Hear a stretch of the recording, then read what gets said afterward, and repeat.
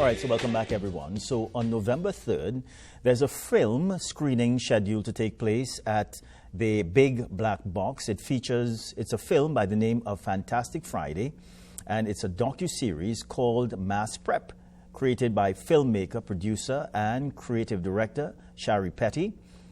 Shari is on the line here, and we also have with us this morning actor Aaron Phillip. So let's speak a little bit about Fantastic Friday.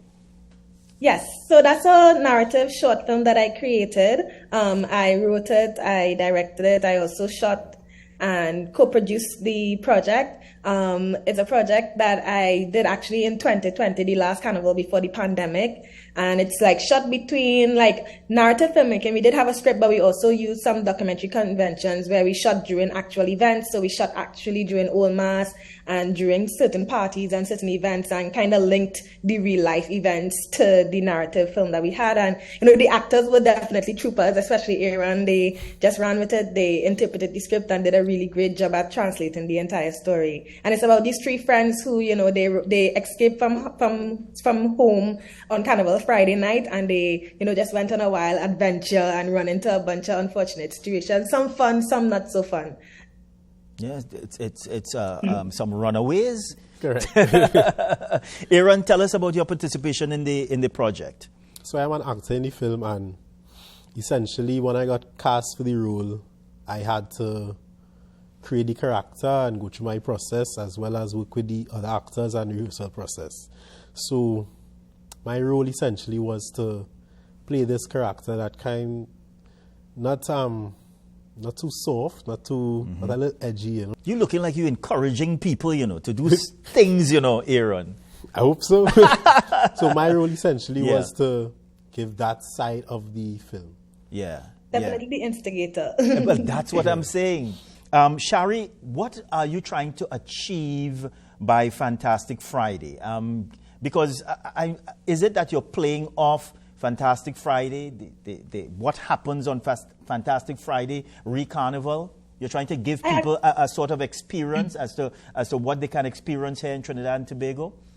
Yeah, my thing is, like, a lot of the work that I make, I try to tap into personal experiences and try to tell stories that are very real and authentic to me and translate that to other people and audiences and make the work that I would have wanted to see either at a younger age or right now, personally. So I honestly just told the stories of some of the incidents I would get into with my friends, or, us trying to sneak into a party, or, just trying to have a good time and be involved in the culture, regardless of whatever financial situation is at the time. Because the script, it features a lot of young people. Everyone was under 20 when they acted in this, I believe. I think the youngest person was probably 18 years old. And, I feel like it's important for me to tell the stories of my life in general, and, because that contributes to the amount of to the kind of media we have, the kind of film media we have in Trinidad and Tobago. And I want younger people to watch this and be like, oh wow, like this is how we exist. Because the more we see ourselves, the more we're able to have like a stronger sense of identity.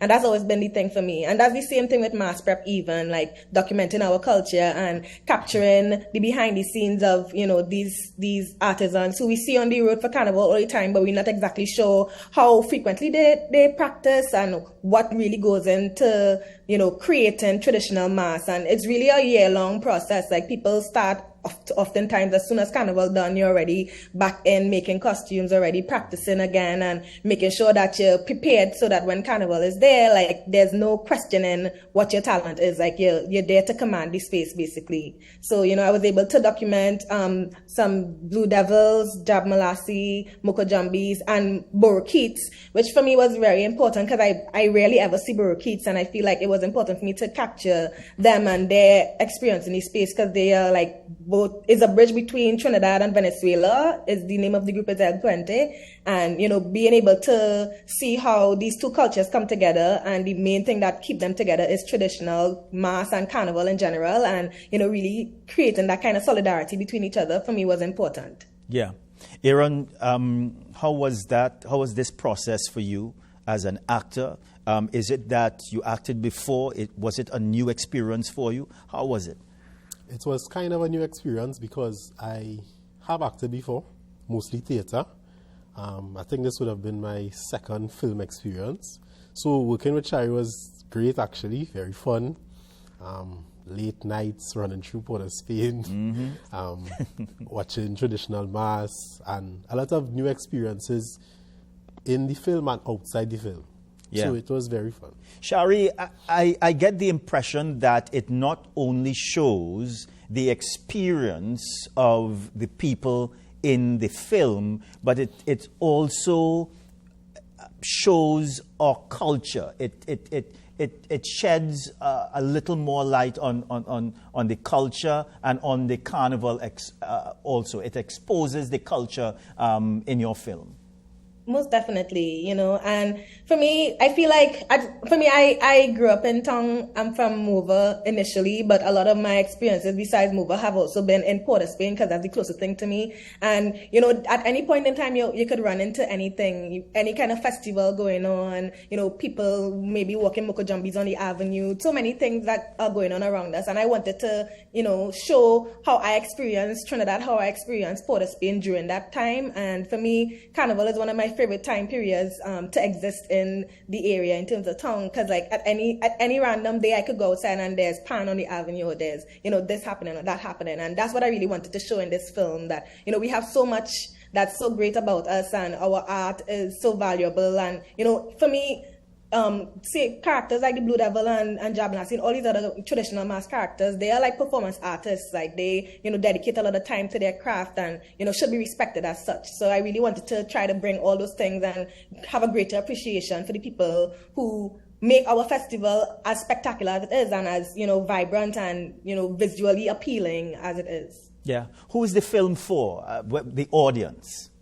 Well, firstly, it's for Trinidadians, and for me, that was important. Like, I did not want, for me, and that's why I really appreciated these actors and casted them, because when they auditioned, but their Royce accent, very authentic and as true to us as possible. They didn't try to be American. They didn't try to be anything else but themselves.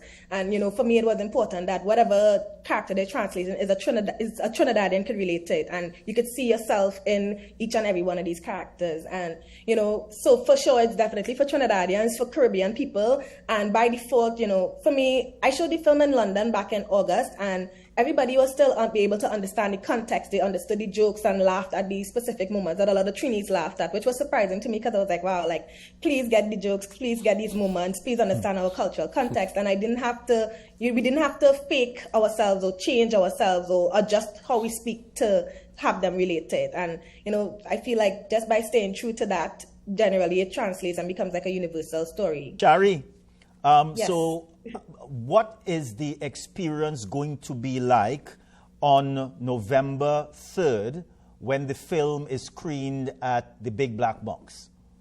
On November 3rd, well, besides the beautiful films that we have in the lineup with these amazing actors and artisans, there are like free cocktail smoothies on entry from Farm and Function.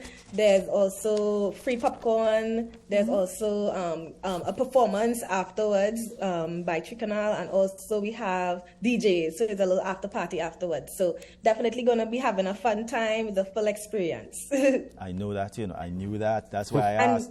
And we have the support of Film TT, Punchin, and we also have the support of Ministry of Tourism, Culture and the Arts.